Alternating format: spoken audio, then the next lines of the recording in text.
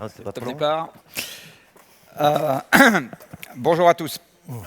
Je vais donc essayer de répondre à la question avec un angle un peu particulier, qui est le lien entre le système économique dans lequel nous nous insérons et l'énergie. Alors, je suis désolé, je vais commencer par faire un tout petit rappel de physique. Vous savez, quand on parle d'énergie aux gens, ils vont comprendre facture d'électricité, facture de gaz. Un certain nombre d'entre eux vont comprendre plein de ma voiture. C'est rare qu'ils se rappellent de l'aride définition qu'ils ont dû s'ingurgiter quand ils étaient sur les bancs de l'école. Alors, je vais vous la rappeler, même si c'est un souvenir très désagréable. L'énergie, c'est par définition la marque du changement d'état d'un système. Ça veut dire quoi, ce charabia? Ça veut dire que quand le monde physique autour de nous change, quel que soit le changement, il y a de l'énergie qui est intervenue. Alors, dans les actes de la vie courante, un certain nombre de choses sont faciles à visualiser et sont faciles à associer à de l'énergie. Quand vous avez, par exemple, un changement de température, quelque part, il y a de l'énergie qui intervient, que ce soit pour réchauffer ou pour refroidir. Quand vous avez un changement de vitesse d'un objet, typiquement une voiture qui se met en mouvement, vous avez de l'énergie qui intervient. Quand vous avez un changement de forme, chose qui se passe dans n'importe quelle usine qui travaille de la matière, vous avez de l'énergie qui intervient. Quand vous avez une composition chimique qui change, ce qui arrive aussi dans un certain nombre d'usines ou dans votre estomac et dans votre propre corps, vous avez de l'énergie qui intervient. Ça, c'est un peu plus compliqué quand vous avez un corps qui se déplace dans un champ, typiquement vous, dans le champ gravitationnel, il y a de l'énergie qui intervient. Vous savez que monter sur une montagne, c'est dur, parce qu'il faut fournir de l'énergie pour lutter contre la gravitation. Quand vous avez une composition atomique qui change, vous avez de l'énergie qui intervient. C'est grâce à ça que le Soleil nous envoie du rayonnement. Et enfin, ce qui vous a particulièrement occupé jusqu'au 31 août, quand de la matière et du rayonnement interagissent, vous avez de l'énergie qui intervient. Alors une version plus utilitaire et plus quotidienne de ça, c'est le four à micro-ondes. Le four à micro-ondes envoie du rayonnement sur quelque chose et transfère l'énergie et ça chauffe. Donc l'énergie, c'est par définition le changement du monde qui nous entoure. Alors, une première conclusion qu'on peut tirer de cette affaire, c'est que l'énergie propre, ça n'existe pas. Parce qu'un changement propre, ça n'existe pas. Vous avez des changements intéressants, des changements qui le sont moins. C'est une affaire de nature de changement, de bénéfices, d'inconvénients du changement, etc. L'énergie propre n'existe pas. Vous vous rendez compte que l'énergie propre dans les médias, c'est souvent l'énergie qui n'existe pas encore ou qui existe à toute petite dose. Et la deuxième conclusion que je peux vous proposer, c'est qu'il n'existe pas de système productif sans énergie. Ce n'est pas possible, parce qu'un système productif, c'est un système de transformation. Notre monde économique est un monde de transformation. Et donc, dès que vous avez une production quelque part, vous avez de l'énergie. Donc, avant même de dépendre d'un prix, le système économique dépend de l'énergie en volume, dépend de l'existence même de l'énergie. Un petit calcul d'ordre de grandeur. On n'est pas très loin de la Bretagne ici, donc je prends un breton des temps anciens. Un petit calcul d'ordre de grandeur pour vous montrer à quel point aujourd'hui nous sommes devenus des nababs grâce à l'énergie, au regard de ce qu'était la condition des hommes des temps, pas si anciens que ça du reste.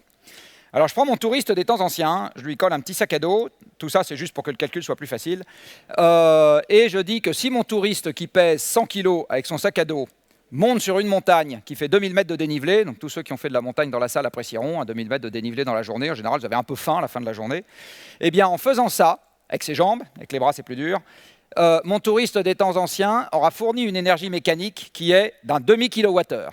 Alors pour tous ceux d'entre vous qui ont vu le nombre de kilowattheures sur une facture d'électricité ou de gaz, sinon je vous invite à le faire, là, vous faites ce genre d'effort sur une journée, un ridicule demi-kilowattheure. Admettons que je sois intéressé par des gens juste pour le travail mécanique qu'ils sont capables de me fournir. Eh bien, quelqu'un qui fait fonctionner ses jambes toute la journée, un jour sur 2 ou un jour sur 3, parce que peu de gens dans la salle sont capables de faire ça tous les jours que Dieu fait, eh bien, je vais obtenir de l'ordre de 100 kWh d'énergie mécanique à la fin de la journée. À la fin de l'année, pardon. Donc, je fais travailler mes jambes très très dur, une année, en poussant sur les jambes, 100 kWh d'énergie. Le même raisonnement vous amène au fait que si j'utilise des bras, et plutôt ceux de Schwarzenegger que les miens, sur une année, là, je ne vais pas récupérer 100 kWh, je vais plutôt en récupérer 10. 10 ridicules kWh. Maintenant, je prends un litre d'essence, dont chacun sait que le prix est scandaleusement élevé, insupportable et qu'il faut le baisser.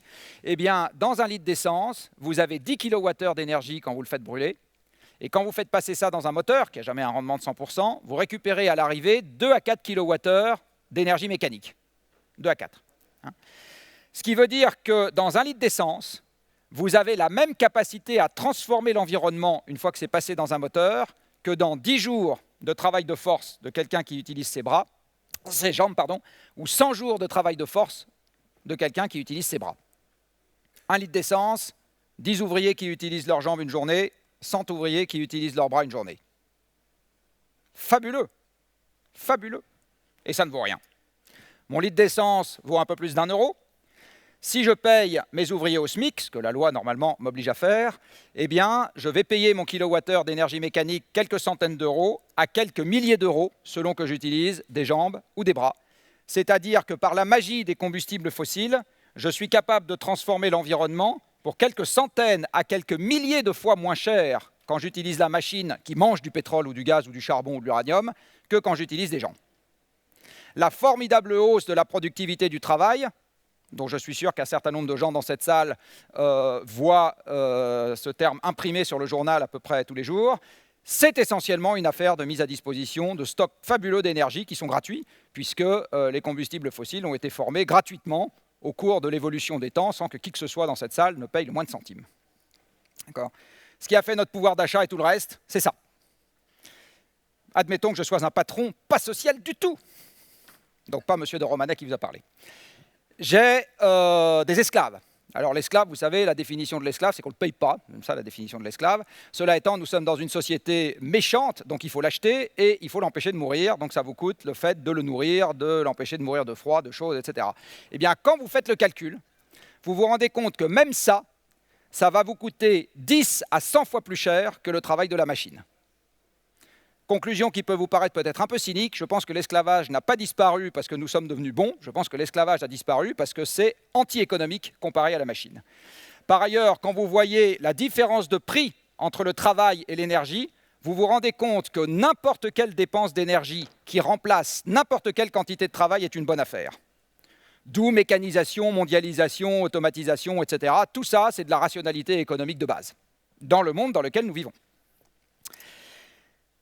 L'énergie, grâce encore une fois aux ressources disponibles sur Terre, on en consomme de plus en plus. Alors vous avez sur ce petit graphique la quantité de kilowattheures consommée par personne et par an en moyenne mondiale depuis 1 siècle et demi. Donc 1 siècle et demi, c'est 6 générations, hein, c'est pas beaucoup pour une espèce qui en a connu quelques milliers ou quelques dizaines de milliers. Et vous voyez qu'en 6 générations, on est passé d'à peu près 1500 kilowattheures par personne et par an, en moyenne mondiale, à peu près 20 000. Vous voyez que les énergies s'empilent les unes sur les autres, donc il y a très peu de cannibalisme.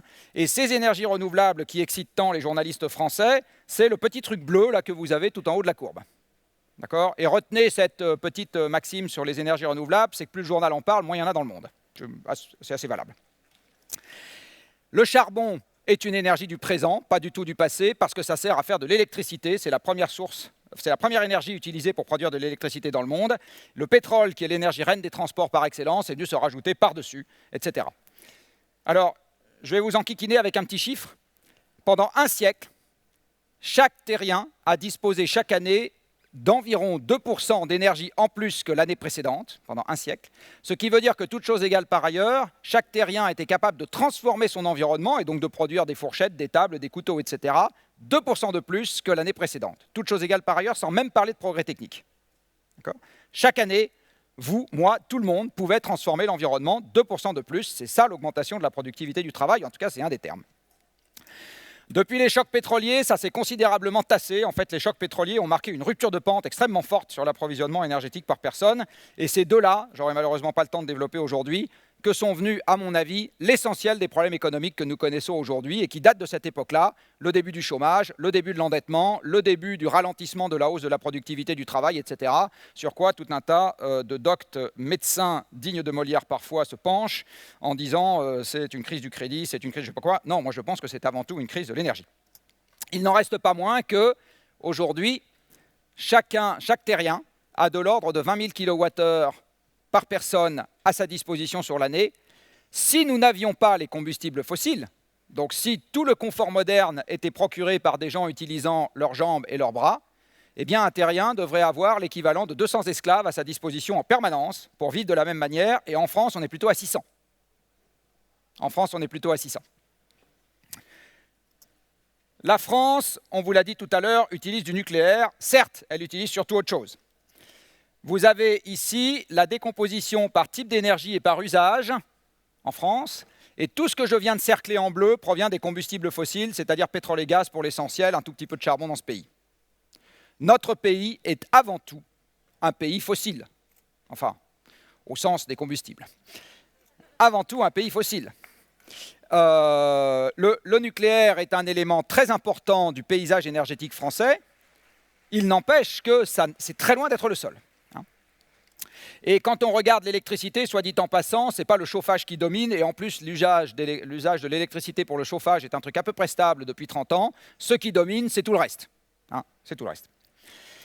Alors ce que je viens de vous raconter au cours de ce petit moment introductif va m'amener à ça. Ça, c'est quoi? C'est la manière dont, encore une fois, quand vous ouvrez les pages économie du journal ou quand vous entendez M. Moscovici ou ses prédécesseurs, on vous parle d'économie. On vous dit l'économie, c'est très simple, il y a des gens qui travaillent et il y a du capital. Donc si le PIB flagadouille et que vos retraites vont poser un problème, pour booster un peu le PIB, il faut augmenter le travail, il faut augmenter le capital. C'est simple. Donc il faut demander aux banquiers d'arrêter de faire les azous et de financer des usines, et il faut former des gens pour qu'ils soient capables de travailler. Et puis si on fait ça, le PIB augmentera et on paiera les retraites. Alors, ça, c'est la théorie. La pratique montre que ça ne marche pas bien, puisque ces dernières années, on a injecté des liquidités, on a financé des investissements, etc. Le PIB n'est pas reparti pour autant. Et par ailleurs, du travail, on en a trop, parce qu'on a plein de chômeurs. Donc, on n'a pas un problème d'accès à la quantité. Il y en a trop. Bon, donc, ce n'est pas ça, le problème. En fait, le problème, c'est qu'on n'a pas une bonne vue des flux physiques qui pilotent notre système productif. Vous avez ici une représentation synthétique de ce que c'est vraiment, physiquement, qu'un système productif. C'est je prends des ressources et je les transforme. Vous n'avez pas un objet dans cette salle, pas un, qui soit autre chose que des ressources naturelles transformées par notre activité. C'est vrai des vêtements que vous portez, des chaises sur lesquelles vous êtes assis, du matériel audiovisuel grâce auquel je m'exprime. Tout ce que vous allez manger à midi rentre également dans cette catégorie. C'est encore vrai du moyen de transport qui vous a amené ici, etc. Pas un objet que vous allez voir aujourd'hui ni durant toute votre vie ne va être autre chose que des ressources naturelles transformées par notre activité. Pas un. D'accord ? Mais ces ressources, dans la convention économique que nous avons bâtie, valent zéro. Sont gratuites. D'accord ? Pour ceux d'entre vous qui sont dans des entreprises, on aurait un système comptable normal, on collerait des dotations aux amortissements dès qu'on utilise des ressources naturelles qu'on tape dans la nature, et on collerait des provisions pour risque à chaque fois qu'on fait un truc qui modifiera plus tard l'environnement avec éventuellement des dommages associés. Ce n'est pas ce qu'on fait en macroéconomie. Ce n'est pas du tout ce qu'on fait. On compte la valeur de ce qu'on a produit et on compte pour zéro la valeur de ce qu'on a consommé. Donc la bonne manière dont le système s'organise, vous l'avez là. On a des ressources qu'on transforme et le capital, ça n'est rien d'autre qu'une partie de la production passée qui dure et qu'on affecte au profit de la production future. Typiquement, cet immeuble-là, c'est de la production passée, c'est des ressources et du travail passé, c'est un élément de capital, ça va durer, et, enfin j'espère, pour ceux qui l'ont rénové, et on va le mettre au service de la production future. Le travail, dont je vous rappelle que c'est une des expressions de l'énergie en physique, à nouveau, eh bien, pour 1, il est fourni par nos muscles, la transformation, et pour 200, par l'énergie mangée par les machines. Et pour 200, par l'énergie mangée par les machines. Un ouvrier qui pilote un laminoir, vous savez, un laminoir, un gros machin là, qui écrase des brames d'acier, eh bien, le rapport entre la puissance du laminoir et la puissance de ses muscles, c'est 1 à 1 million. Donc en fait, l'ouvrier, il joue à un jeu vidéo. Il appuie sur des boutons et des manettes, et le laminoir lui obéit. Il n'est pas du tout à utiliser ses propres muscles pour produire de l'acier. D'accord ? C'est pas ça. Si vous avez maintenant une restriction sur l'énergie en volume, vous aurez une restriction sur la production en volume, on va voir ça juste après. Et si vous avez une restriction sur les ressources, vous aurez également une restriction sur la production. Si vous avez une usine flambant neuve et pas d'énergie pour l'alimenter, vous pouvez avoir votre usine et les travailleurs, vous n'aurez pas de production. Contribution au PIB, zéro. Si vous avez l'usine et vous n'avez pas les ressources qu'elle transforme, contribution au PIB, zéro. D'accord ? Donc, les deux goulets d'étranglement qui aujourd'hui sont déjà à l'œuvre, c'est précisément ceux qu'on ne mesure pas. Alors ça, c'est la théorie, on va la passer au banc d'essai. Vous avez ici un graphique qui vous met en perspective la variation de la quantité d'énergie consommée dans le monde, année après année, c'est la courbe verte. Donc ce n'est pas la quantité d'énergie consommée, c'est sa variation, d'accord, d'une année sur l'autre. Et en bleu, vous avez la variation du PIB mondial d'une année sur l'autre. Et vous voyez que ce qu'on constate sur ce graphique est très exactement cohérent avec ce que je viens de vous raconter sur les ordres de grandeur comparés du travail et de l'énergie. Autre représentation des mêmes données, vous avez ici des points, chaque point correspond à une année, en bas à gauche, vous êtes en 65, en haut à droite, en 2012. Et pour chaque année, j'ai regardé en abscisse combien le monde avait consommé d'énergie et en ordonnée quel avait été le PIB en dollars constants. Ça marche beaucoup mieux que les modèles macroéconomiques de Bercy. Donc, vous avez aujourd'hui un asservissement très fort. Encore un exemple. Ici, vous avez en rouge la variation de la production mondiale de pétrole d'une année sur l'autre. En fait, c'est une moyenne lissée sur 3 ans, peu importe. C'est la variation de la production mondiale de pétrole. Et en bleu, vous avez la variation du PIB par personne en moyenne mondiale. Et regardez bien ce qui s'est passé sur les 2 derniers épisodes. Là et là, le pétrole varie avant le PIB. Dit autrement, ça n'accrédite pas l'hypothèse qui est on consomme moins de pétrole parce que c'est la crise. Chronologiquement, ce qui se passe, c'est que vous avez d'abord moins de pétrole et ensuite c'est la crise. Si vous regardez tous les pays de l'Europe du Sud, c'est les pays en Europe qui ont la plus grande part de pétrole dans leur mix énergétique, 60% en Grèce, 50% en Espagne, 50% au Portugal, 50% en Irlande aussi, soit dit en passant. Et c'est ces pays-là qui se sont enfoncés le plus profondément dans la crise. Et dans tous ces pays, le pétrole commence à descendre 2 ans avant le PIB. Dans tous ces pays. Alors, je pourrais, malheureusement, là aussi, je n'ai pas le temps, vous donner les explications qui montrent que c'est assez normal que le pétrole soit un signe avant-coureur du PIB. Donc, si je résume ce que je viens de dire, Mère Nature a fourni, grâce à quelques centaines de millions d'années d'évolution des combustibles fossiles, gratuits, qui sont aussi gratuits que le vent et le soleil. Ce qui coûte, c'est d'y accéder et de payer la personne qui a eu la bonne idée de naître au-dessus. Ça coûte. La création de ces combustibles, zéro. Zéro. Ils sont gratuits. Ils sont aussi gratuits que le vent et le soleil. Aussi gratuits. Donc, ces combustibles gratuits brûlent. Ça nous a donné les moteurs et la chimie qui nous ont donné la totalité de ce qui nous entoure. Et la totalité de ce qui nous entoure a permis de structurer le monde tel que nous le connaissons. Grâce à la productivité du travail agricole, vous êtes assis dans cette salle à devoir vous farcir ce que je vous raconte, au lieu d'être occupé à faire pousser des patates, parce que la productivité de la culture des patates est devenue telle que vous avez le temps de faire des études longues, des emplois de bureau, des retraites, etc. Donc le monde que nous avons bâti, et tous les pays industrialisés vivent de la même manière, indépendamment du fait qu'ils aient élu des gens de gauche, de droite, du centre, du milieu, d'en haut, d'en bas, de vert à paillettes, je ne sais pas quoi. Ils vivent tous de la même manière parce que l'énergie a structuré les flux physiques chez ces gens-là de la même manière partout. Partout, on a concentré des gens dans les villes, on a fait des emplois de bureau, on a étalé les banlieues, les gens roulent en voiture, partout. Parce que partout, il y a de l'énergie. Alors, il y a 2 questions qui se posent à partir de là. La première, c'est, alors elle a été rapidement évoquée par la personne qui a fait l'introduction, avec quelques petites inexactitudes, c'est combien de temps est-ce que je peux continuer à tirer de manière croissante des combustibles fossiles du sol. Je vais vous donner 3 indications là-dessus. Deuxième question, qui est le pendant aval de la même question.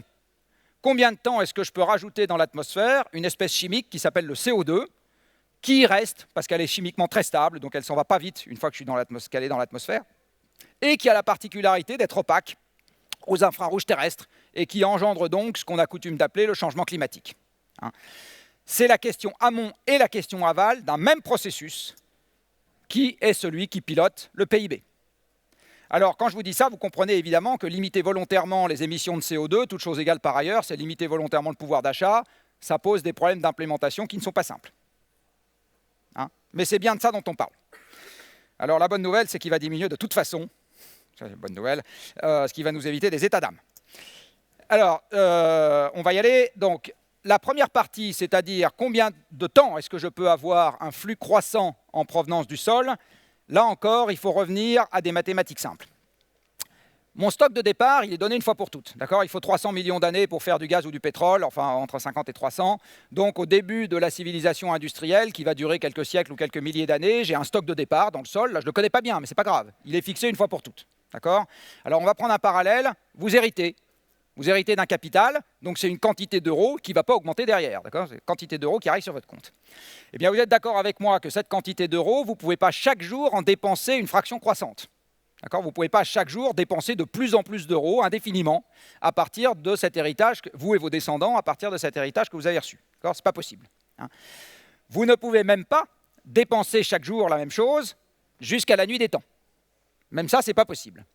En fait, les mathématiques vous imposent, ça se démontre, qu'en pareil cas, vos dépenses vont partir de zéro terminer à zéro et passer par un maximum. C'est exactement pareil pour le pétrole. Les mathématiques imposent que l'extraction de pétrole de terre part de zéro. C'est facile, hein, il y a 3000 ans, on n'en extrayait pas. Un jour, ça sera zéro, au plus tard quand il n'y aura plus d'hommes, et il va y avoir un maximum entre les deux. Et la bonne question, c'est quand, comment, à quel niveau, et est-ce que c'est grave docteur ou est-ce que c'est pas grave docteur? D'accord? C'est ça les bonnes questions. Soit dit en passant, cette loi est valable pour tous les minerais. Tous les minerais, il y a un stock de départ qui est donné une fois pour toutes. On ne refait pas en continu du minerai de cuivre, du minerai de plomb, du minerai de zinc ou du minerai de nickel. Le stock sous terre, il est donné une fois pour toutes. Et donc, il y aura également des courbes en cloche pour les extractions de tous les minerais qui aujourd'hui servent nos activités industrielles. Donc nous aurons un truc qui va s'appeler le PIC. Voilà, ce n'est pas un truc idéologique fumeux, c'est juste un théorème de maths. Si je regarde le pétrole, voilà d'où nous venons, voilà où nous allons, et nous sommes ici.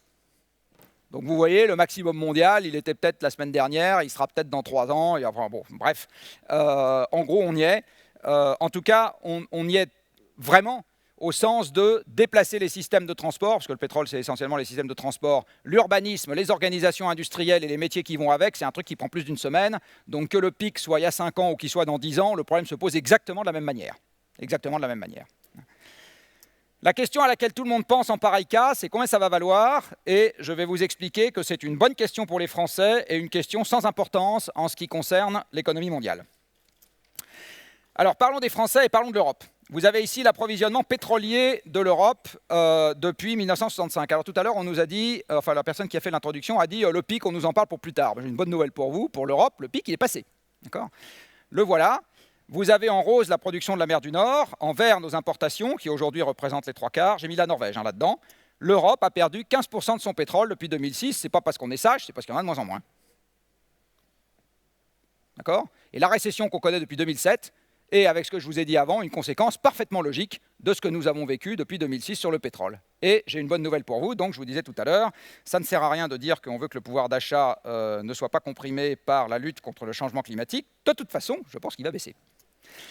Pour le gaz, c'est exactement pareil. La proportion n'est pas la même, mais en attendant, le gaz est également à la baisse en Europe. Ce qui veut dire, soit dit en passant, que tous les gens, quelles qu'en soient les justifications qui disent le nucléaire c'est horrible, vaut mieux le remplacer par du gaz qui est vachement bien, pas sûr que ce soit si facile. Voilà quel est le potentiel du gaz dit de schiste en France et en Pologne cumulé. Tout ça est une affaire de chiffres. Hein. Donc c'est un non-débat, le gaz de schiste. Ce n'est pas un débat, c'est un non-débat. Epsilon, ça ne change à peu près rien aux conditions de marché et de volume du gaz en Europe. Et par ailleurs, ça supposerait de faire ça. Personnellement, je pense que la presse s'est focalisée sur 2 sujets qui n'en sont pas. La fracturation, c'est un faux problème. Les poutres de perlimpinpin et le pec-vaisselle qu'on met sous terre, c'est un faux problème. Par contre, ça, c'est un vrai problème. Hein, le vrai problème des gaz non conventionnels, c'est l'occupation en surface. La France, ce n'est pas les États-Unis, on n'est pas un pays désert. Hein. Par ailleurs, il y a des tas d'autres trucs, je n'ai malheureusement pas le temps d'y venir, sur le droit minier, sur les conditions économiques, etc. Moi, je suis un très grand sceptique des gaz de schiste, au sens où je pense que ce n'est pas le sujet. Enfin, nous avons du charbon sur Terre, et le charbon, c'est essentiellement dû aux Chinois pour l'augmentation récente. Cela étant, les Chinois, c'est aussi vous. À chaque fois que vous achetez un truc made in China, vous achetez un truc made in charbon. On va terminer ce petit exposé introductif avec une petite règle de 3 que je vous propose à partir de maintenant pour voir où est-ce que tout ça pourrait aller plus tard. Alors ma règle de 3 commence par dire que le PIB mondial est égal à lui-même.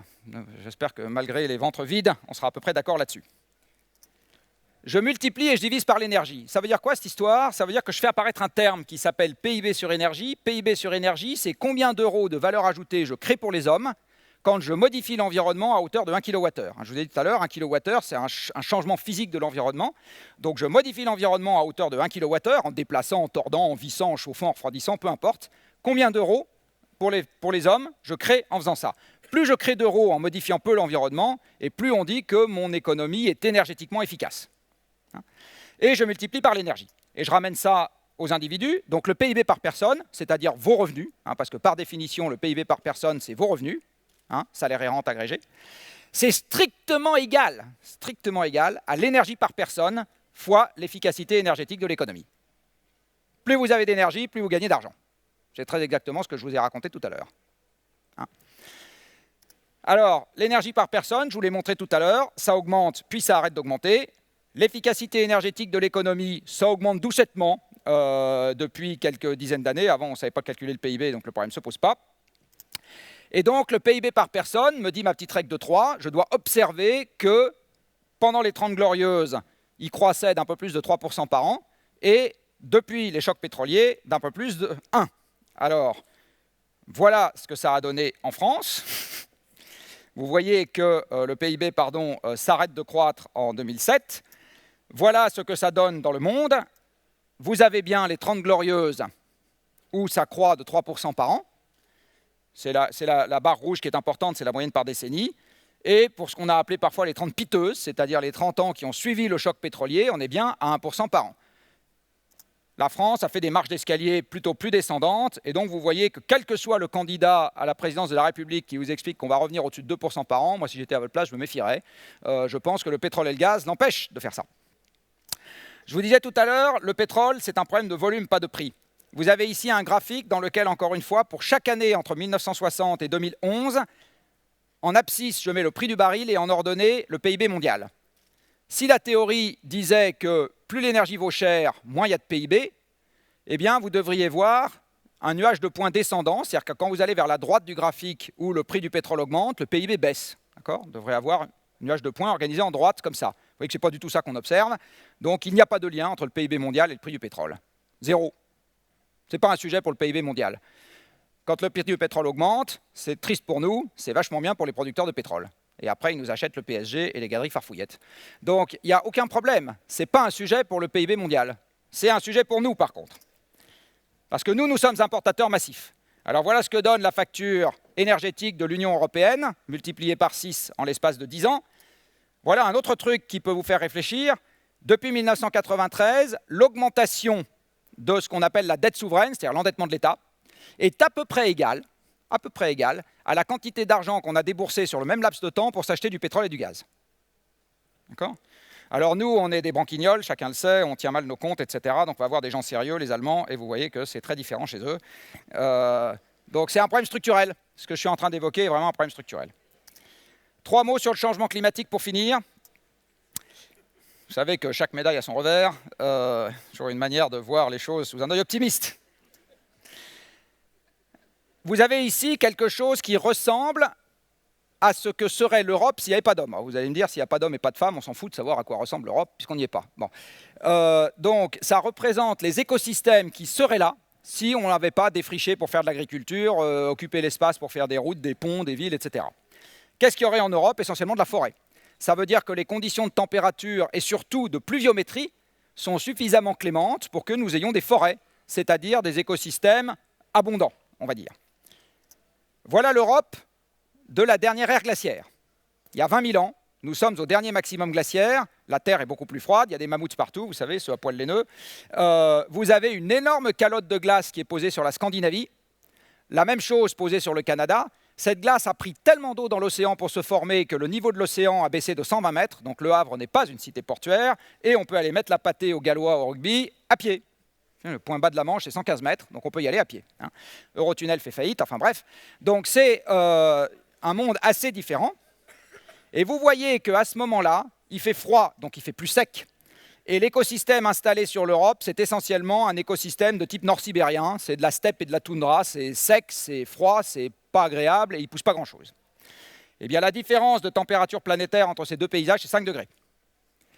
Donc quand la Terre est sortie de la dernière ère glaciaire pour venir dans l'ère que nous connaissons, la planète s'est réchauffée de 5, pas 50, 5 degrés en quelques milliers d'années. Regardez le résultat que ça a produit. Alors celui-là s'est produit à notre avantage, et puis il s'est produit sur un monde où on était 5 millions de bons hommes, nomades, 20 ans d'espérance de vie à la naissance, et n'ayant pas de carte à la CGT. Donc ce problème-là, d'accord, pas un sujet. Le même genre de transition s'appliquant en un siècle ou deux à 7 milliards de bipèdes sédentaires.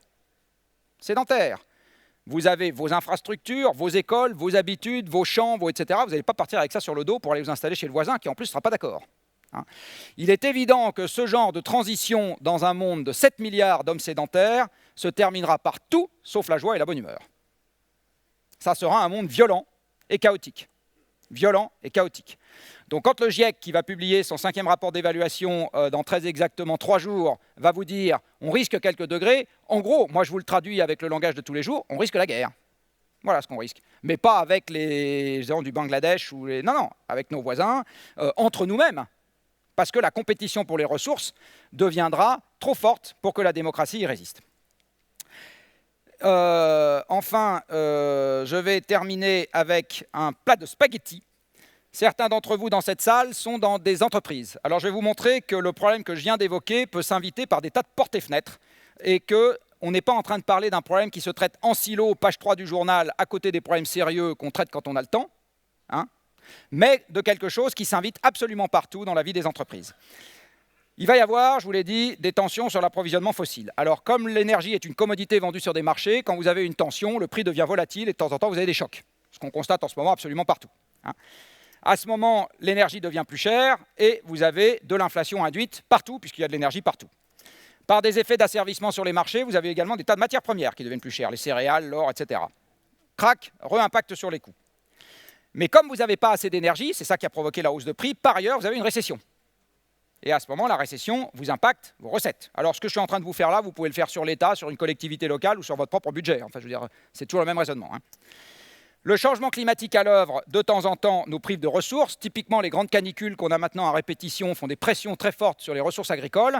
Celle de 2010 a provoqué, pour partie, le bazar du printemps arabe début 2011. Hein, les pays, la Tunisie et l'Égypte sont de très gros importateurs de céréales. Et à ce moment, vous avez également un impact sur les coûts, sur le chiffre d'affaires. Après, il y a des gens, par exemple les clients, qui peuvent dire « nous, on va vouloir se soucier de cette affaire ». Et à ce moment, si l'entreprise ou la collectivité locale ou l'État, peu importe, ne fait pas ce qu'il faut pour répondre à cette attente, il y a un impact sur l'équilibre économique parce que les gens se mettent à faire autre chose que ce qu'on attendrait d'eux. L'État peut réglementer, réguler, etc. À ce moment, il y a des impacts, c'est même son rôle, je vous rappelle, à l'État de faire des règles du jeu. Les banquiers peuvent se mettre de la partie. Ils peuvent se dire, toi mon coco, tu vas investir dans un truc qui est trop dépendant du pétrole, directement ou indirectement, donc je te prête à 3 ans, à 25%, et si tu ne me rembourses pas, je t'envoie la mafia. Hein. Donc il va y avoir, ça commence à venir, ce genre de raisonnement. Hein. Et à ce moment, si les gens sont dans un secteur dans lequel ils ne sont pas trop dépendants de l'énergie fossile, ils ne peuvent plus financer leurs investissements parce que la prime de risque devient trop élevée, et donc ça accélère leurs problèmes. Enfin, il peut y avoir un sujet de gens qui ont besoin, qui sont qualifiés pour s'en occuper, et s'ils ne sont pas là parce que recrutés suffisamment à l'avance, au moment où le problème n'est pas encore crucial, le jour où le problème devient un peu plus crucial, ben, les gens pour gérer le problème ne sont pas là, et à ce moment, vous avez une pression supplémentaire. Et enfin, vous avez au milieu de tout ça, ça aurait mérité un débat à lui tout seul, les ONG, dont le métier est de secouer le cocotier, quoi qu'il en tombe du reste, hein, parce que leur métier est de secouer, pas trop de sélectionner les noix de coco, et qui ont pour vocation de mettre de l'agitation dans tout ce tableau. Voilà, j'ai dépassé de 2 minutes, je suis absolument désolé pour les organisateurs.